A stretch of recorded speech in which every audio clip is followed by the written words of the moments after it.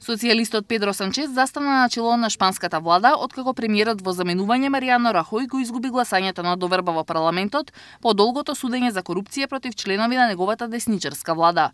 Со ова Санчез стана седмиот премиер на Шпанија од враќањето на демократијата и соборувањето на генерал Франко во 70-тите и прв изгласан по импичмент. Рахој го призна поразот и рече дека прв ќе му честита на Санчез. Ми беше голема чест да бидам председател на шпанската влада и да оставам една подобра Шпанија од таа што ја најдов.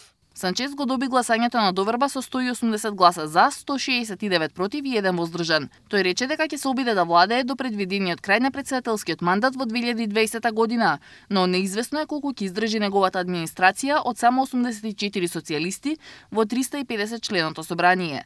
Според аналитичарите, Санчез најверојатно нема да покрене избори додека не завршат европските, локалните и регионалните избори во март наредната година.